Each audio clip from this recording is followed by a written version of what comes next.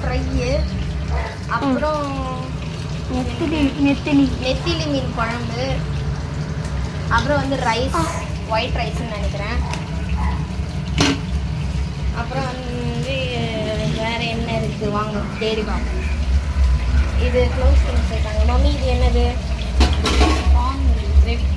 PRAN கிரேவியா?